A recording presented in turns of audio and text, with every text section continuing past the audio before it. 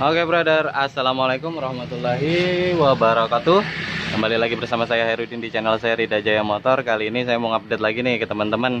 Ya, saya mohon maaf sebelumnya. Udah lama, hampir 3 bulan saya nggak ngupdate ke teman-teman karena padatnya pekerjaan teman-teman dan juga kekurangan pasokan anak buah. Ya, jadi alhasil saya nggak sempat ngiraukan lagi YouTube, nggak sempat lagi berbagi ke teman-teman. Saya mohon maaf ini buat teman-teman subscriber dimanapun, saya mohon maaf ya. Kali ini saya mau coba lagi menyempatkan waktu buat ngupdate ke teman-teman untuk kasus Soul GT yang nggak mau nyala. Ini Soul GT ini diceritakan sebelumnya, ini langsung aja ke poinnya teman-teman ya. Soul GT ini diceritakan sebelumnya sudah melewati fase perbaikan, yaitu di bagian sistem injeksi yang punya cerita ya. Oke, di bagian sistem injeksi, pompa injeksinya udah diperbaiki, udah dicek tekanannya sekian gitu kan. Ya, saya cerita dulu nih ya. Jadi teman-teman ada gambaran lah buat motor teman-teman kan. Injektornya sudah diganti ya, pompa injeksinya, filter pumpnya udah diganti, udah diservis lah pokoknya ya. Cuman kendalanya motor ini sebelum dilakukan perbaikan injeksi itu ada suara kasar. Suara kasarnya jenisnya kayak menggelitik di bagian mesin. Nah, tiba-tiba ini masuk ke bengkel saya dan motor ini nggak bisa nyala. Bukan nggak bisa nyala di kontak ya, nyala di kontak teman-teman. Cuman di starter, teman-teman bisa dengar ya starternya ya. Soalnya dia loss ya. Jadi pada saat kita engkol pun ada perlawanan sedikit di bagian engkol ya, ada perlawanan. Ini unik ini sebenarnya ya. Ada perlawanan sedikit di bagian engkol, tetapi motor nggak mau nyala ya, sedangkan injeksi sudah diperbaharui sebelumnya. Entah di bagian injeksinya ada masalah atau apa, tetapi saya lebih dominan curiganya ini di bagian loss kompresi ya. Jadi kita cek aja untuk businya kita buka dulu, kita cari yang simpelnya dulu teman-teman ya. Kita cek businya dulu ya, businya kayak mana kondisinya, dan juga kita coba cek di bagian klepnya. Oke, langsung aja ke poinnya teman-teman ya. Oke teman-teman, ini proses pembongkaran ya, gampang banget ya. 3 baut, posisi 3 baut, kanan kiri depan ya. Bukan 3 baut, 3 skrup obeng plus bisa dibuka. Jadi teman-teman bisa lakukan perbaikan itu sendiri di rumah gitu loh ya. Oke, angkat dikit coknya bos. Iya, oke Kak. Terus kita mau buka businya dulu. Oke, itu businya. Fokus. Itu kepala businya kita cabut dulu. Habis itu baru kita buka businya. Oke, laksanakan Tony. Saya pindah deh, kelihatannya lebih enak dari sini. Oke, itu kepala businya udah kita buka. Terus kita buka businya. Jadi teman-teman kudu perhatiin ya, kalau masalah untuk pembukaan busi itu harus punya kunci seperti ini. Kalau tidak agak kesulitan kalau pakai kunci busi yang lurus. Kenapa? Karena posisi muternya agak susah. Jadi harus ada kunci busi yang memiliki join fleksibel. Jadi lebih mudah untuk membuka busi. Oke, kita lihat kondisi businya seperti apa teman-teman. Fokus, putar dikit businya. Wow, ya sangat bergerak ya teman-teman. Ini mengindikasikan bahwa motor ini ya jarang melakukan perawatan pada bagian filter udara. Alhasil keraknya itu numpuk di situ. Dan bisa jadi motor ini sudah mengalami keausan di bagian piston dan ring piston, atau linernya mengalami keausan. Alhasil terjadinya kebocoran kompresi, dan juga bisa jadi oli yang berada di crankcase itu naik ke ruang bakar dan ikut terbakar bersama dengan debu ya. Alhasil businya kotor banget ya. Jadi itu teman-teman harus lakukan perawatan juga di bagian filter udara. Itu kudu servis rutin ya, supaya filter udaranya itu ya kagak sampat debunya itu masuk ke dalam ruang bakar, alhasil terbakar bikin loss kompresi ya. Itu busi. Oke, step 2 kita coba cek. Kita jangan langsung ganti busi, nanti dulu ganti busi karena indikasinya tadi loss kompresinya parah banget ya. Kita coba cek di bagian pengapian ya. coba cek pengapiannya. Pengapiannya ada nggak? Simple kok ngeceknya ya. Kunci kontak on ya teman-teman ya. Lihatin di situ ada nggak? Nah, di situ ada percikan bunga api ya. Itu saya gunakan busi yang baru. Oke, stop. Berarti pengapian normal ya teman-teman ya. Pengapian normal. Ya, gitu aja. Setelah pengapian normal, kalau masalah semprotan bahan bakar, nanti next kita cek yang paling simpel dulu deh. Bagian klep. Karena kebiasaan dari Mio Soul GT, Mio G ya, seri Mio G itu klepnya kencang sendiri, dalam artian rapat sendiri. Jadi alhasil dia loss kompresi. Coba kita cek dulu. Jadi kalau untuk buka pompa injeksinya, cek semprotan bahan bakarnya nantilah belakangan dulu. Nanti kalau sudah kita pastikan klepnya tidak ada masalah, businya tidak ada masalah, baru kita masuk ke fase itu. Karena pembongkarannya lumayan teman-teman, kudu bongkar jok. Jadi step by step, cari yang lebih mudah dulu lah gitu loh. Sorry ya kalau saya banyak ngomong, kalau saya tidak banyak ngomong kayak mana saya mau jelasin ke teman-teman, masa mau visual gini doang. Nanti pertanyaannya numpuk gitu loh. Saya tidak sempat jawab. Mudah-mudahan apa yang saya jelaskan itu sudah menjawab dari pertanyaan-pertanyaan teman-teman kalau lihat video ini. Oke, kita buka dulu, kita cek keadaan klepnya. Wow, fantastik. Lepas. Oke. Teman-teman bisa perhatiin ya, di sini rantai kampratnya lepas. Coba saya tarik rantai kamprat. Oblak. Ya. Oblak, terus di bagian dalam sana itu terlihat stut rantai kamprat ya. Fokus. Aduh, nggak bisa fokus banget. Ya, nanti tak tunjukin deh. Ya. Jadi gini, oblaknya karena memang lepas, jadi oblak ya. Tetapi oblaknya nggak oblak-oblak amat. Kalau stut itu masih bekerja, stut rantai kamprat masih kerja. Kelihatannya stut yang di bagian dalam sana itu sudah tidak bekerja. Dia tidak nekan rantai kamprat lagi. Jadi kasus ini terjadi akibat stut rantai kamprat yang sudah rusak. Dalam artian tidak bisa menekan rantai kamprat dan menstabilkan rantai kamprat itu. Jadi tidak bisa menstabilkan rantai kamprat. Alhasil rantai kampratnya loncat dan lepas ya. Kenapa tadi loss kompresi? Untung saja kelihatannya loss kompresinya pada saat posisi top. Oke. Kita lanjut ke proses pembongkaran jok teman-teman. Kita cek stut rantai kampratnya, kita buktikan stut rantai kamprat dalam kondisi normal apa enggak. Nah, kita lepas stut rantai kampratnya, baru kita pasang rantai kampratnya. Kita topkan dulu, kita posisikan top dulu, baru kita coba pasang rantai kampratnya. Dalam posisi seperti ini masih bisa terpasang kok rantai kamprat, tenang aja, nggak perlu turun mesin ya. Jadi kita bongkar dulu joknya lah teman-teman ya. Oke, angkatlah. Sip. Oke. Ini teman-teman, ini yang saya bilang yang namanya stut rantai kamprat. Ya, coba Tony, ini dibongkar dulu. Ya, ini ada 2 baut 10, kita bongkar dulu throttle bodinya. Ya, karena posisi bautnya terlindung teman-teman, satunya bebas, satunya terlindung, jadi harus dibongkar dulu throttle bodinya, diangkat. Ya, menggunakan T10, ini dibuka, menggunakan T10 dan ini menggunakan kunci L. Ya, aduh. Ini kalau tidak salah kunci L3.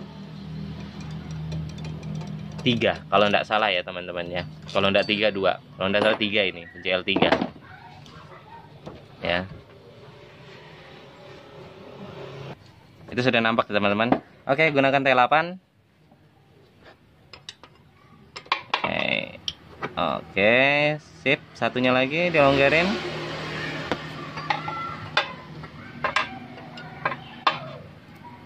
Oke, sudah. Biasa pakai tangan. Oke, kita putar pakai tangan aja bisa kok. Oke, kita buka.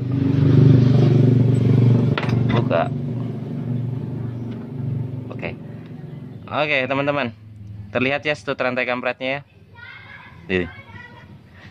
Ini menandakan bahwa stut rantai kamprat ini sudah rusak ya. Teman-teman perhatikan yang baru ya. part yang baru, yang masih bagus, teman-teman. Oke, teman-teman perhatikan. Balik Ton, dirikan. Maksudnya dirikan begini. Ya, begitu. Oke, teman-teman perhatikan. Ya. Yang baru, yang masih bagus, yang sudah rusak.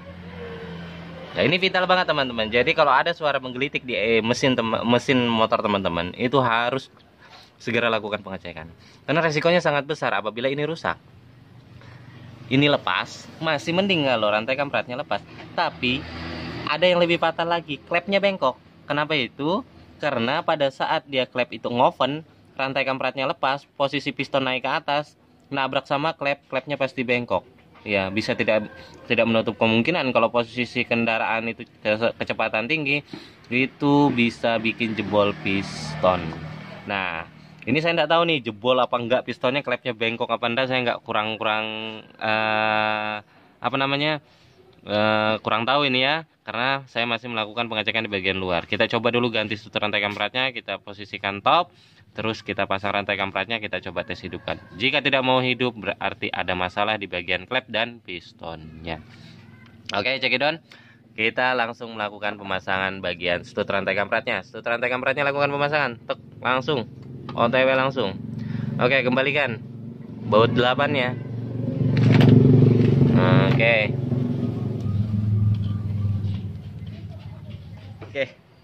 sip.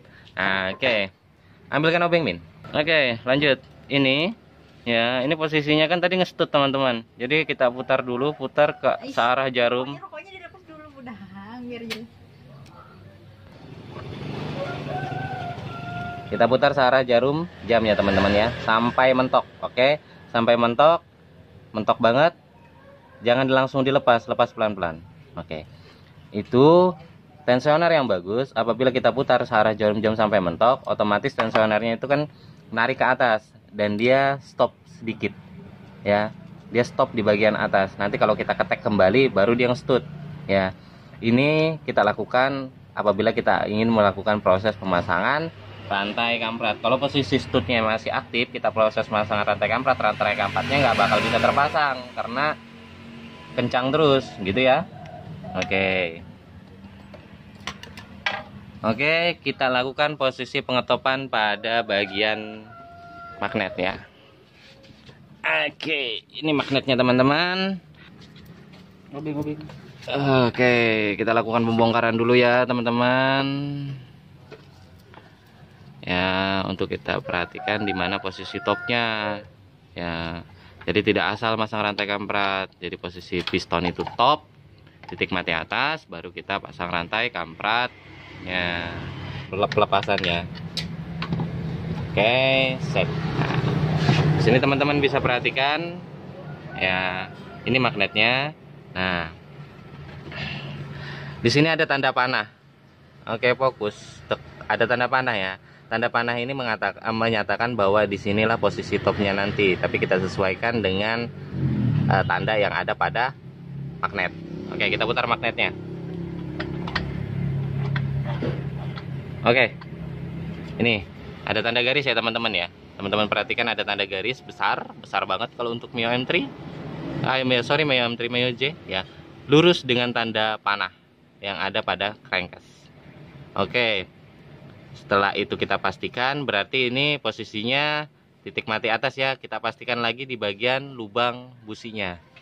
Oke, gunakan obeng min kecil. Ini untuk memastikan bahwa dia memang posisinya titik mati atas ya. Kita rasakan teman-teman. Oh, posisi dari ujung obeng ini terganjal berarti posisi piston di atas ya, kelihatan. Gunakan obeng min kecil ya, jangan obeng min besar, gak akan masuk itu.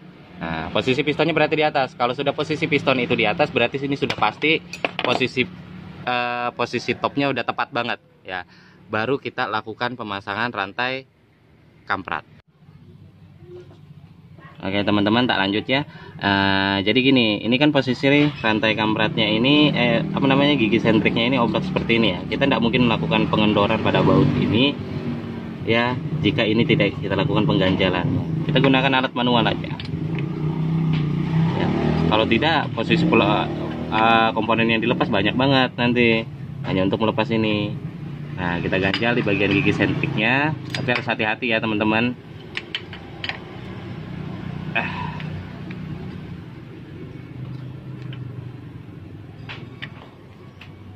Oke, saya ganjal di bagian itu, ya. Nah, baru saya lepaskan. Nah, kendorin dulu. Oke.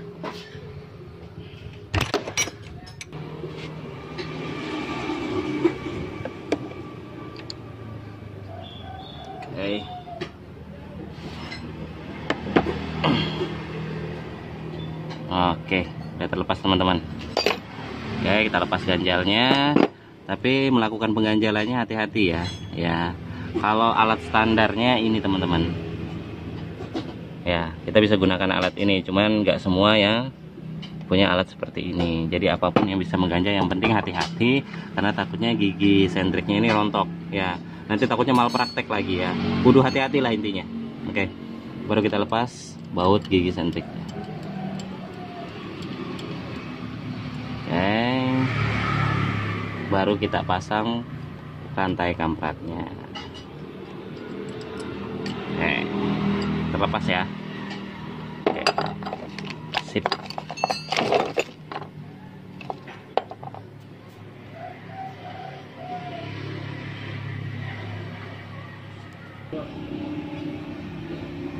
Sebelum pemasangan, coba teman-teman perhatikan di bagian di sini ada tonjolan sedikit ya. Ini menandakan ini posisi bebasnya noken as. Jadi nanti garis ini ketemu dengan ya tanda yang ada pada berada pada gigi sentrik. Ini garis ini pas lurus dengan garis yang berada pada silinder head ya, di bagian area bearing noken asnya ya. Oke, saya tunjukin aja ke teman-teman. Oke, ini garisnya teman-teman ya. Ya, kalau kita pandang dari sini dia lurus sama garis yang ada di sana ya. Tadi saya tidak videoin posisi pemasangannya karena saya sambil pegang kamera sambil pegang gigi sentrik ya. Ini bisa kok, yang penting pelan-pelan, telaten, ini bisa ya. Dan juga pemasangannya kudu rantai kampret ini agak ditekan ke atas. Kalau dia mentok, ini kan goyang nih seperti ini nih. Posisi topnya seperti ini, ditekan agak ke atas ya. Ditekan agak ke atas, ya berarti betul pemasangan rantai kampratnya, gigi sentriknya, penokan asnya itu betul ya. Tidak selisih satu mata ya. Walaupun selisih satu mata, ini motor nggak akan bisa nyala. Sekalipun nyala nanti kan efeknya ada brebet ya. Baru ini belum saya kencangin ya, ini bisa diputar ya. Nah,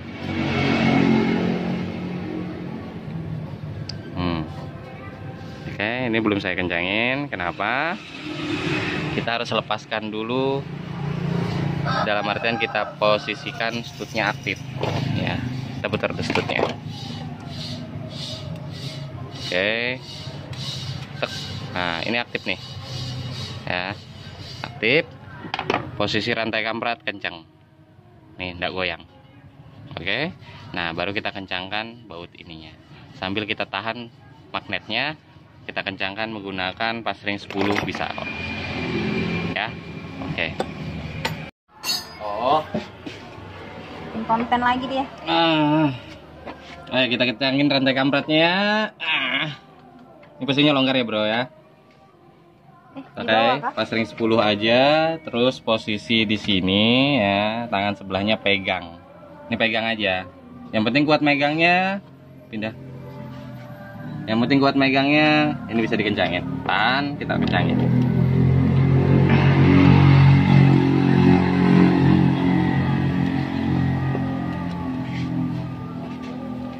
Oke. Oke, ini udah kencang, ini kagak akan bisa lepas. Kenapa? Karena di sini ada nok penahannya. Ya, teman-teman lihat ya, nok penahannya. Jadi kalau ibaratnya longgar, karena diandalkan hanya baut ini hanya merekatkan antara bagian noken as dengan gigi sentrik ya. Ini ada noknya, jadi dia nggak akan loncat. Kecuali kalau Anda lihat ya, stut rantai kampratnya bermasalah kembali. Ya, oke. Setelah itu kita coba pasang businya, kita pasang busi baru ya. Oke. Usahakan kalau untuk pemasangan busi menggunakan manual ya, jangan langsung pakai kunci. Ya kunci juga manual, maksudnya pakai tangan. Takutnya posisi ulir busi itu nggak tepat. Jadi alhasil businya bisa rumahan headnya, rumahan businya bisa bermasalah. Nanti kalau ganti busi lagi kok keras, kok susah dilepas, kok susah dipasang, ternyata salah ulir teman-teman. Begitu.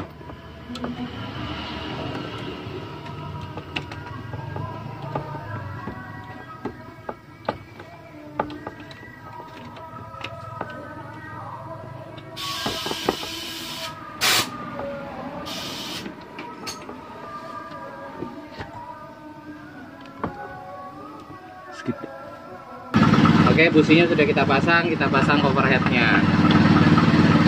Oke.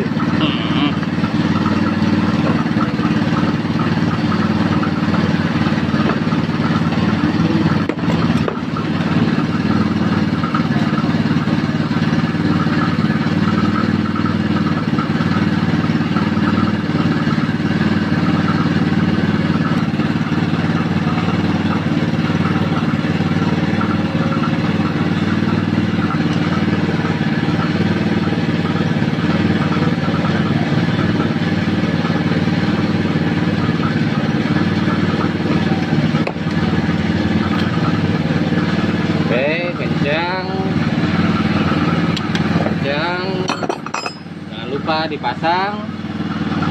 Oke, kembali ke atas, kita pasang. Oke, pasang kembali ya.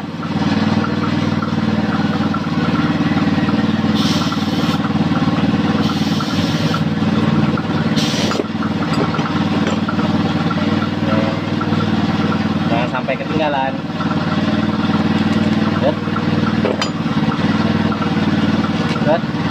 Putar sedikit pakai tangan.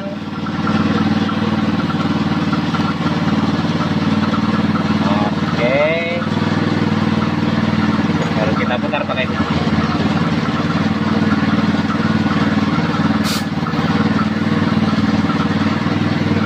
Agak jauh dikit.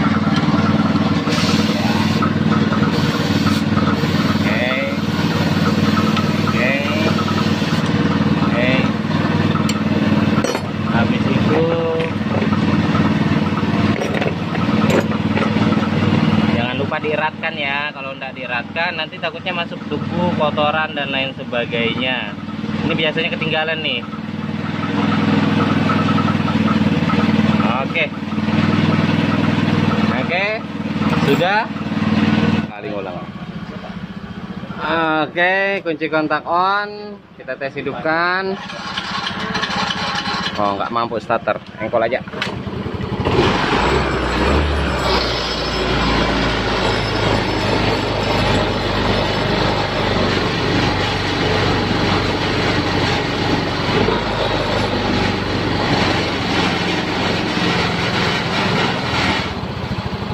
Oke, sedikit flashback buat teman-teman semua. Ini kondisi motornya udah nyala ya teman-teman ya.